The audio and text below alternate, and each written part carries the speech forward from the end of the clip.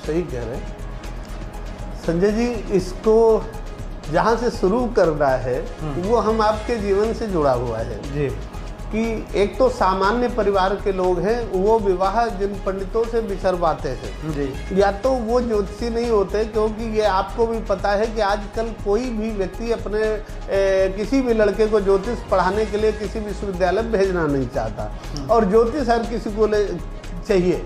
तो ऐसी परिस्थिति में ज्योतिषी पढ़ा लिखा आवे कहाँ से?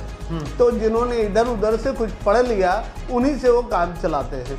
दूसरा, ज्योतिषी हम ऐसा चाहते हैं कि जो जिसे बड़े बड़े मंत्री भी जानते हों, अभिनेता भी जानते हों, और जिसके पास पैसा हो, बड़ी गाड़ी हो, बड़ी कोठी हो, ये कोई पढ़ा लिखा ज्योतिषी विद्वान, उसके पास ये साधन इसलिए नहीं हो सकते या कम हो सकते हैं कि इसके लिए उसे बहुत कुछ अधर्म करना पड़ेगा जो नहीं कर पाता है। तो ये इसलिए बड़े बड़े प्रोफेसर रीडर हमारे सामान्य जीवन जी रहे हैं, तो उनके पास तक ऐसे लोग पहुंच नहीं पाते।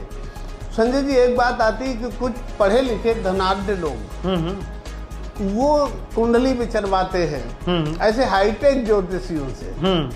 उसमें कुछ बोले हम तो न्यूमरोलॉजिस्ट हैं, कुछ बोले हम तो जूता घुमा के विवाह विचार देते हैं, कुछ ऐसे ये आडंबर होते हैं। तो ऐसे धनाढ्य लोग दहेज के लोभ में विवाह करते हैं, उनके पास धन होता है, इसके बाद भी दहेज के लोभ में विवाह करते हैं। पंडितों को साफ निर्देश देते हैं कि हमारे बच्चे का विवाह बन रहा हो न बन रहा हो, तुम्हें बनाना है, मतलब फिट करना है।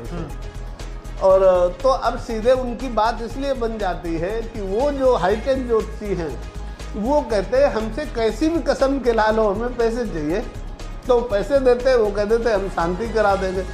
तो कुछ ऐसा करके, लेकिन इसकी कोई शांति नहीं होती। ग्रह, गुण और दशा, ये तीनों चीजें मिलनी ही चाहिए तो विवाह सफल होता है, अन्यथा नहीं होता है।